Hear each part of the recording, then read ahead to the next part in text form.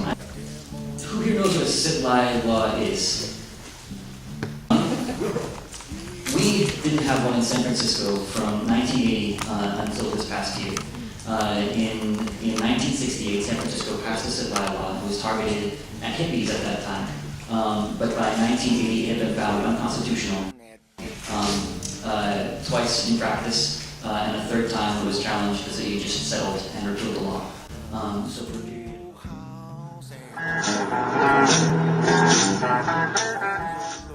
I've been around the police for just standing on the sidewalk, holding a conversation with someone, and the cops rolled up, and I had a beer in my hand, but the beer wasn't open, it was brand new, and they asked me for my identification, and I had my identification.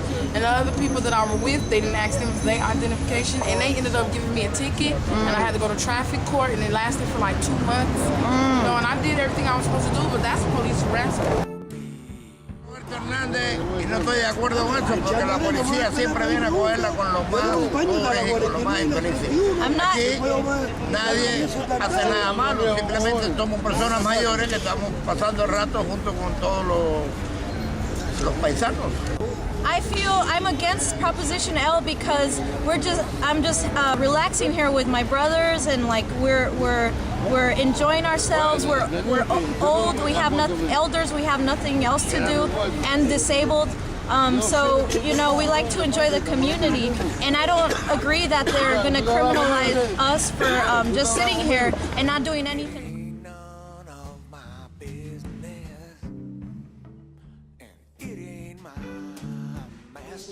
Is that place where so many intersections of oppression meet. So like racism, former foster care, lack of education, criminal history, mental illness and or physical disability, LGBT identification, and oftentimes all of these will intersect among or in a homeless individual.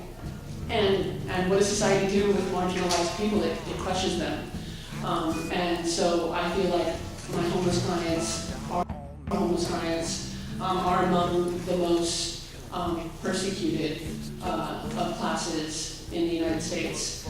And as Bob also really articulately described, he has a great analytic mind. I really encourage you to read the position paper. It's very, very good. I want to go to law school.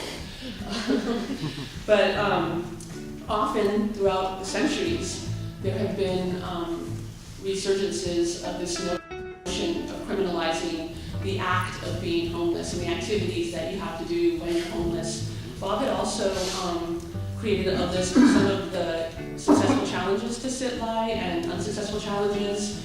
And so I took just the case law and took some of the summaries. And then on the back is another case from the ACLU of Northern California regarding whether or not protesting sit-lie is legal or illegal. And then Bob did a summary on the history of sit-lie going back basically to the 14th century.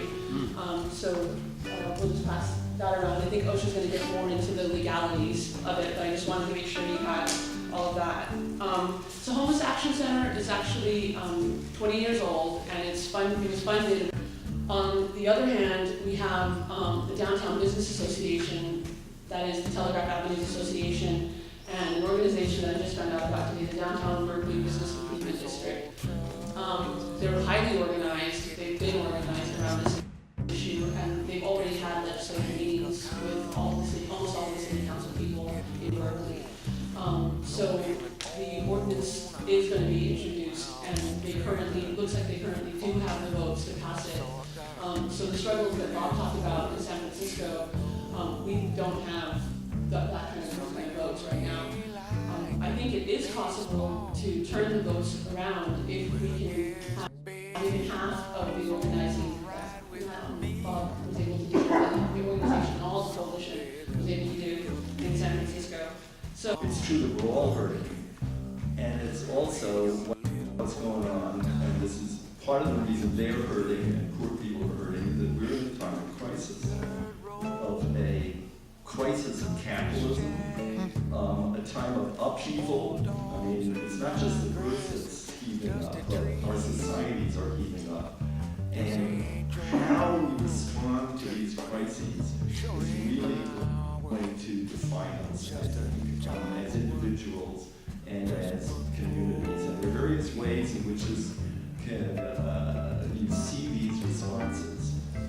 One response is by those people, those interests, business interests, corporate interests, and so on, who have had an agenda for a long time to use this crisis as an excuse for pushing that agenda. And the businesses in Berkeley and the businesses, the downtown corporate interests in Berkeley, as in San Francisco, as in Portland, as in Santa Cruz, has had an agenda for a long time of pushing these laws, of getting rid of the homeless people from their streets. I've slept on the sidewalk. Okay. I've lived on the sidewalk. Yes, I have. I was, certainly. They harassed me day and night. Okay. They certainly did, and it was a must situation for me. I didn't have anywhere to sit or lie. That's the only objective that I had right there, was where I was, living on the sidewalk.